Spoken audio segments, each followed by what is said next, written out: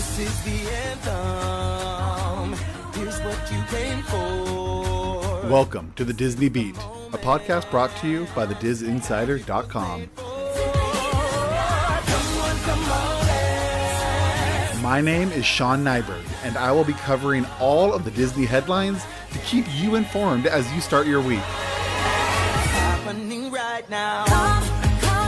Hello there, this is Sean Nyberg, and this podcast is being recorded on the evening of Sunday, February 7th, 2021.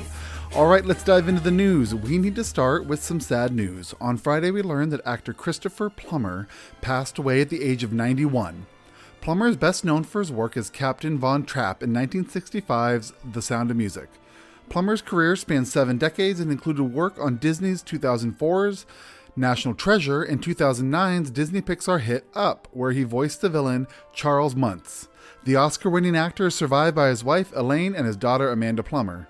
No cause of death has been confirmed. Changing gears now, let's look at the Disney parks. While there was not a lot of park news this week, we did learn about an interesting bill working its way into the California state legislature. Democratic Assemblyperson Sharon Quirk Silva from Buena Park and Republican Assemblyperson Suzette Valadares from Santa Clarita have co-sponsored a bill that would allow large theme parks in California to reopen once their home county is in the orange Tier 3 level, rather than the current requirement that their home county enter the high bar established for the yellow Tier 4 level. Back in fall, when numbers were surging to dangerous levels in California, Governor Gavin Newsom released guidelines that required large theme parks, which include Disneyland, along with Universal Studios Hollywood, Knott's Berry Farm, and Legoland, remain closed until their home county moves into the Tier 4 yellow level. The requirements for a county to reach this level are incredibly high and would likely mean these parks would not reopen until late summer 2021 or even into the fall, and that's assuming vaccination efforts continue to improve. As new COVID-19 cases and hospitalizations are starting to free fall, many lawmakers are starting to see some light at the end of the tunnel, and they are re-examining their safety guidelines. While falling numbers and increased availability of vaccines is welcome news for a COVID-exhausted public, new variants of COVID-19 that are easier to contract are starting to pop up around the country. So this puts the country in a race between vaccine distribution and variant spread. There's no word yet if this new legislation has wide support among California lawmakers, but we will be watching this very closely. So that could be very good news if you want the parks to open. Obviously with people who have concerns about public safety, it's a little concerning. So we'll see. Also, it's unclear if this were to be passed by the legislature and if Newsom would feel the need to veto it, and then what the exact requirements and the length and stuff it would take for the legislature to override a veto if they even had the support. So this is, it's noteworthy just because there's not a lot coming out of the whole Disneyland resort, but, this isn't happening tomorrow. So we'll keep an eye on it, though. We'll keep you updated. I have a history. My background in education is in politics, and I have my law degree from Gonzaga Law School. So, this is like right in my wheelhouse. I got Disneyland, Disney parks, law, and politics. It's like everything that I love right now. So we'll be watching this closely at the Disney Insider. So check that out and here on the Disney Beat. And the other thing about the parks that you guys, if you listen to this, it comes out Monday, February 8th, or anytime this week, just know that on February 8th, Disney California Adventure is celebrating 20 years. It's 20 years old. It's very crazy to think because, I still think of it as a new park. It is the newest Disney domestic park. While the other parks have grown a lot, Disney Hollywood Studios in Florida, Animal Kingdom with Pandora, and a bunch of, Expedition Everest, all this stuff came in the 2000s. Technically, in terms of opening, Disney California Adventure is the newest park, so it's still kind of the baby, even though it's 20 years old. But, it would be also understood if you didn't think of it as that old because, they call it DCA, Disney California Adventure, DCA 1.0, the park that opened is really nothing compared to what the park looks like now, right? So the obvious stuff, there was no Cars Land. There was no, well, it's now Guardians of the Galaxy Tower, but it was Tower of Terror for a while. That wasn't there when it opened. There's no Pixar Pier. I mean, there's the pier, but the roller coaster was California Screamin'. There was no Toy Story Midway Mania. There was the Little Mermaid Dark Ride. That wasn't there. Where Monsters Inc. ride is now, that used to be Superstar Limo, which is pretty much universally understood as the worst ride Disney has ever created. But that was there on opening day. So really what most of the stuff that people really love about Disney California Adventure wasn't there when it opened. So I'm just saying that it could be understood if you think of it as new, because some of the stuff that you love about it is relatively new. But, there was Grizzly River Run, and, the same, the Incredicoaster, which was California Screamin', it's the same layout, it's the same ride. It's different. The music's different. The setup's different. The theming's different. The lighting's different. But, it was the same ride. The Ferris wheel, which many of you guys think is the scariest ride in Disney because it's terrifying. It was the Sun Wheel back then. So there were some. Oh, and Soarin'. Soarin' was a big, big bright spot on opening day. And so was, the Grizzly River Run, if you like water rides. Big bright spot. So, it wasn't all bad. But it definitely has grown. And, but yeah, the actual park is 20 years old. It's pretty crazy. And it's really sad, though, that we can't, be there to celebrate. But the one thing that Disney California Adventure did do is it but they sold alcohol at the park. Now, I know that Disneyland, they sold it in Club 33. It's their exclusive club that they have in New Orleans Square. So, they technically did sell booze, but really they didn't sell booze in Disneyland. Just like they really don't sell booze in Magic Kingdom in Disney World, Walt Disney World.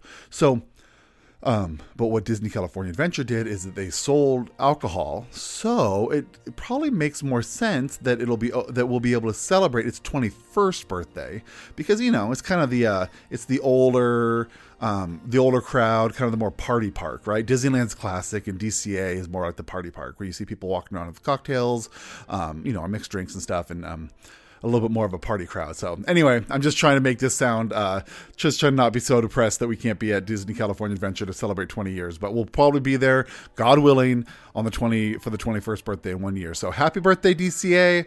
We love you. You were a little bit of a mess when you first started, but you've become one of my favorite parks, and just love it. And can't wait to celebrate soon, hopefully. Moving away from the parks now, it's being reported that Black Panther director Ryan Coogler has signed a 5-year deal with the Walt Disney Company through its production company, Proximity Media. Coogler will be developing a slew of new live-action series for Disney+, with the first one being a drama based on the Kingdom of Wakanda. The deal does not limit Coogler to projects stemming from Black Panther, and we are expecting a wide variety of programs to come from this partnership. Coogler is currently working on Black Panther 2, which he wrote and has returned to direct. And that itself is its own story, and, we've talked about it before. We'll talk about it, obviously, when it moves further in production and gets ready to release. But, Coogler wrote the whole story, with the Black Panther character, and this is before Chadwick Boseman's terribly sad, untimely death earlier in 2020. So, he's had to rewrite the whole story, and they had to make some big decisions about what they were going to do with the Black Panther character, because, the character was very much alive at the end of the last film, but Chadwick Boseman's portrayal of him was so, just so amazing, and he was so tied to Chadwick Boseman, Black Panther was, and they just decided not to hire a new actor into the role, and that the upcoming sequels would not...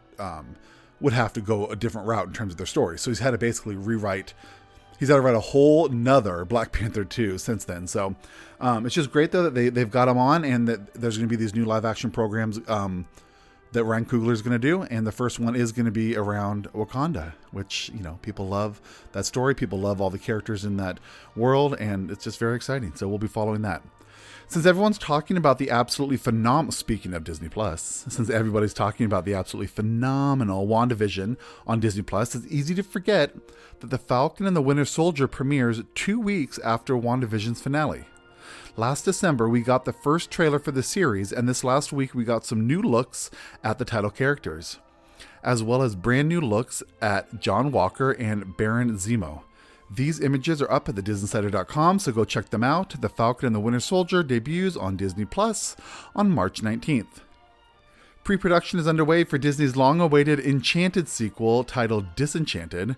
The studio recently put out a casting call for dancers for the upcoming sequel. The studio is seeking technically trained dancers to play various characters ranging in ages of 16 to 60. All ethnicities, shapes, and sizes are encouraged to apply. There will be elements of ballet, waltz, and jazz, and strong tap dancing skills are a plus. The film will be shooting in Ireland with rehearsals set to take place between March and May of this year. Visit thedisneyinsider.com to see the official announcement from Walt Disney Studios. All right, dancers. You know when I said earlier that I have my background, politics, law, obviously my passion, Disney. I taught dance, and I was in the dancing community world for like 10 years, and so I am not going to be applying for one of these jobs, but even though it seemed pretty great that it's all ages, all sizes, all ethnicities, all everything, but no. But I really hope you guys do, and I really hope you go check out the Disney Insider to see the announcement so you can see how and where to apply. In an announcement that reverberated through the Disney fandom for days, it was announced that Rodgers and Hammerstein's Cinderella will begin streaming exclusively on Disney Plus on February 12th. The beloved televised movie musical stars Brandy in the title role and Whitney Houston as the fairy godmother, alongside Whoopi Goldberg, Victor Garber, Bernadette Peters, and Jason Alexander. The film originally premiered on November 2nd, 1997 to, now get this, guys, it premiered to 60 million viewers during the Wonderful World of Disney on ABC. Astronomically, there we go, guys, let's try that again. An astronomically high number of viewers, the likes of which you would never see today. That is an incredible amount of, like, if you had a show nowadays, I mean, I'm recording this Sunday evening with the Super Bowl, Super Bowl Sunday and stuff. I mean, I don't even think the Super Bowl gets anywhere near those numbers nowadays. And that's, the Super Bowl is the Super Bowl of ratings.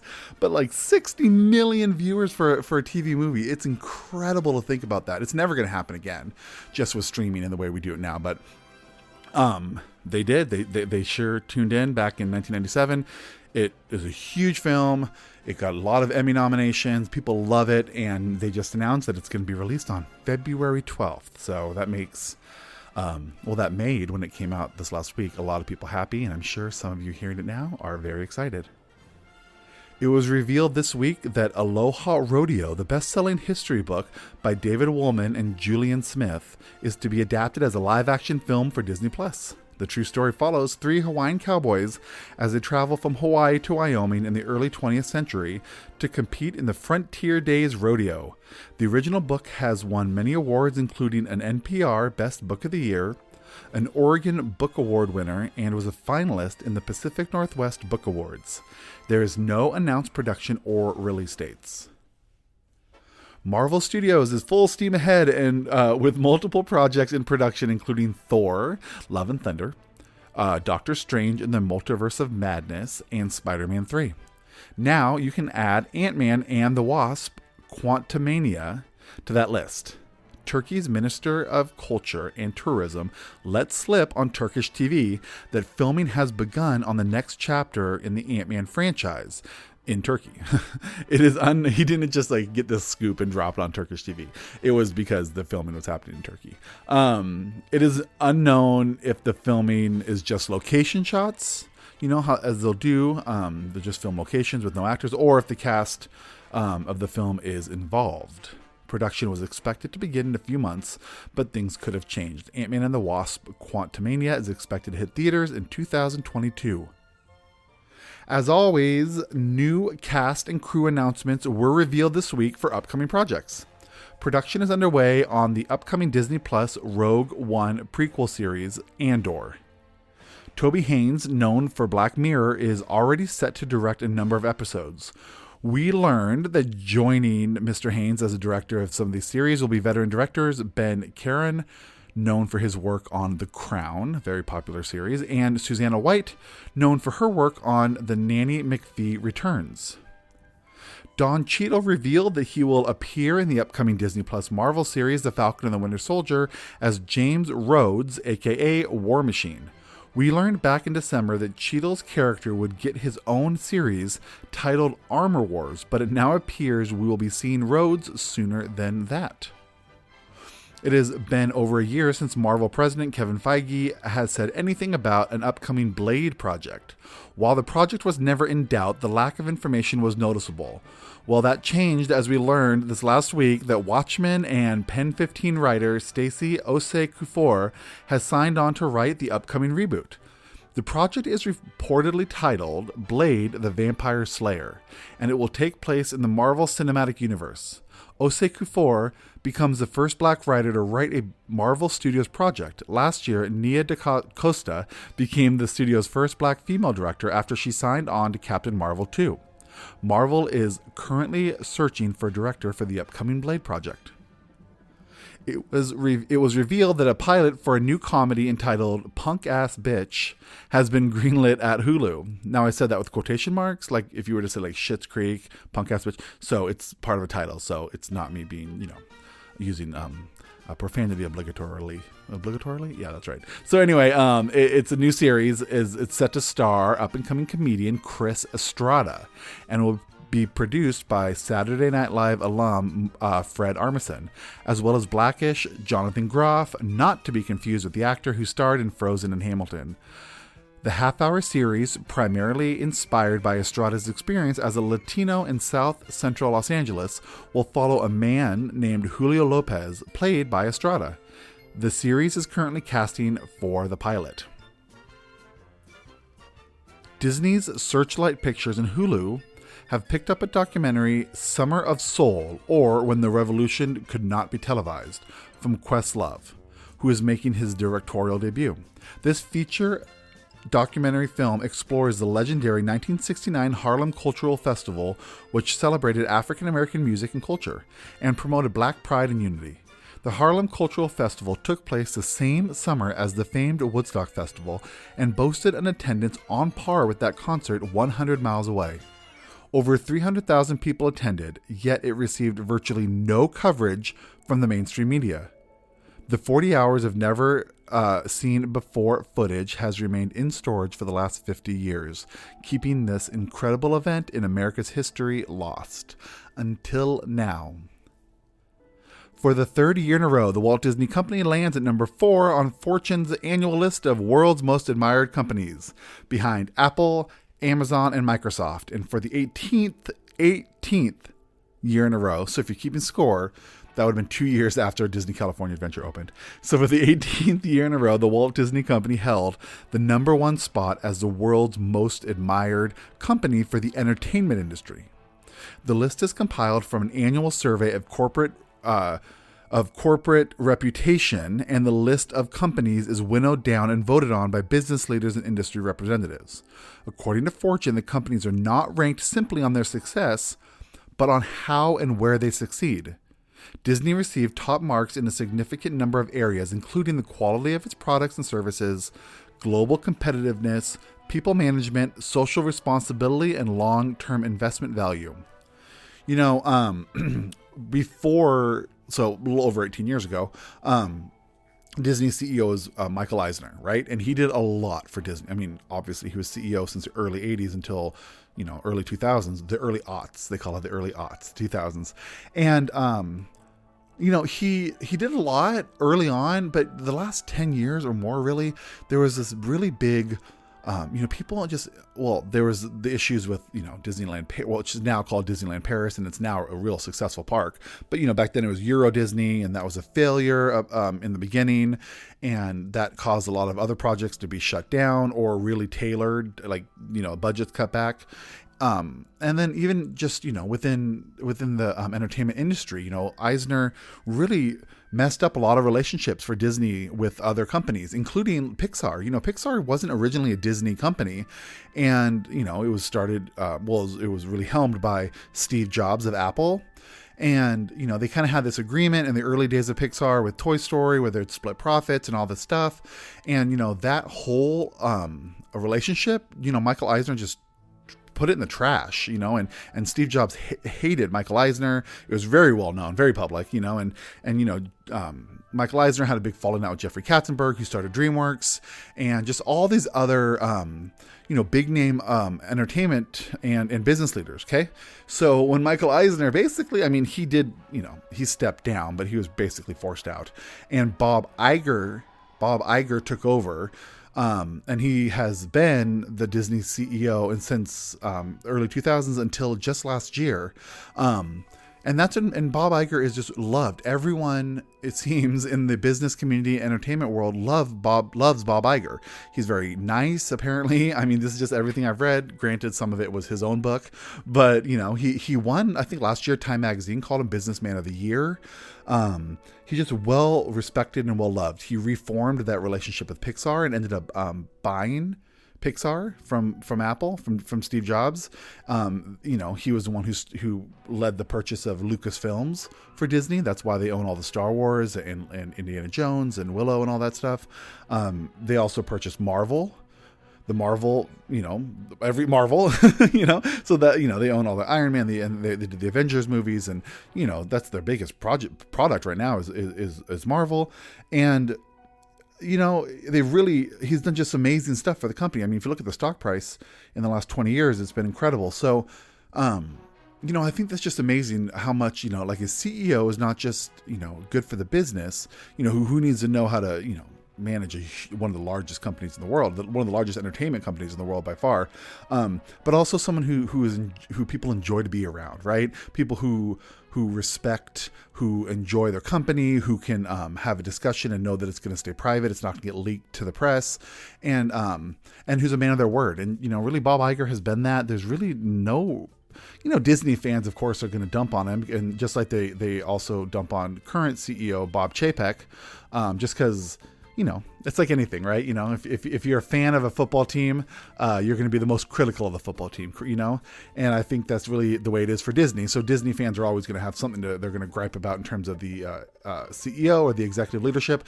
But this just shows 18 years voted the number one most respected, most admired company in the entertainment industry. Says a lot. And so, it's just really cool. It's really cool to be a fan, really cool to work at a news site and run a podcast that covers such an admired company, and I totally can see why.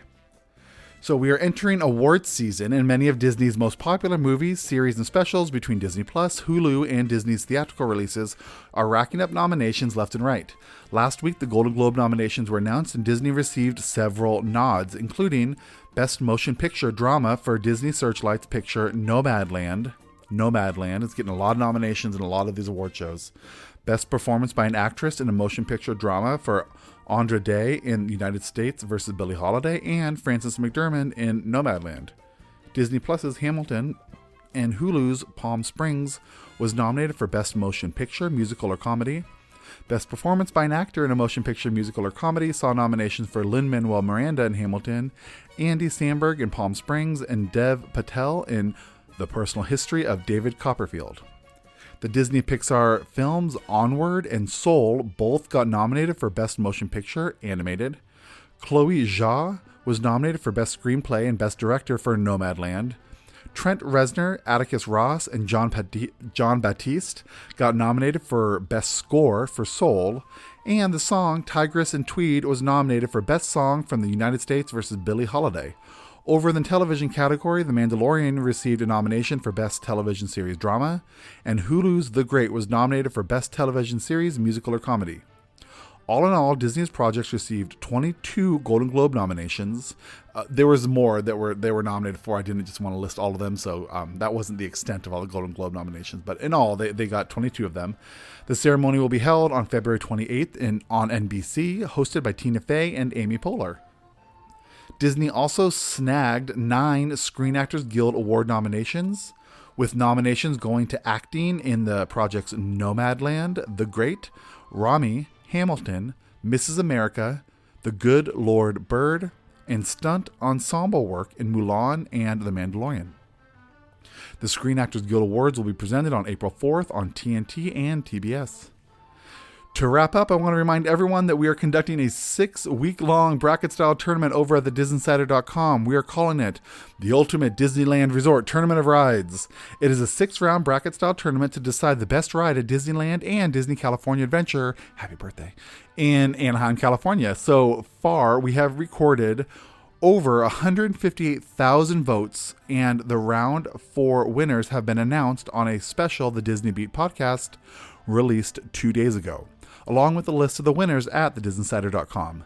Round 5 of the tournament will take place this week with matchups and voting available at thedisneyinsider.com, my Twitter handle at Sean Nyberg, the website's Twitter handle at The Dis Insider, and the Facebook and Instagram pages The Dis Insider.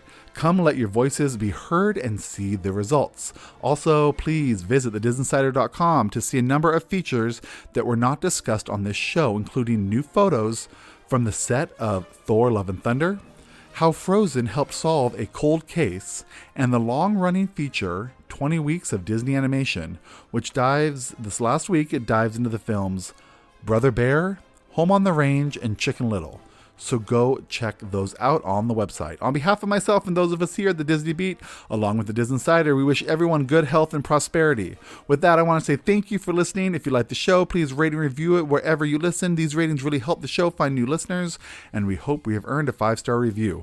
We also ask that you share this podcast with friends and family who love Disney. All stories can be found at thedisneyinsider.com. Follow us on Twitter and Instagram at the Disney Insider, or on Facebook by searching the Disney Insider. You can follow me, Sean Nyberg, on Twitter, Facebook, and Instagram at Sean Nyberg, all one word. I also co-host the Disney podcast, Walt's Apartment, that comes out every Thursday, and the Disney Parks themed podcast, Extra Magic Hour, which is released every Friday, so check those out. Thank you again for listening, and I will see you here again next week for another edition of the Disney Beat podcast. My name is Sean Nyberg. Happy birthday, Disney California Adventure, and have a fantastic week.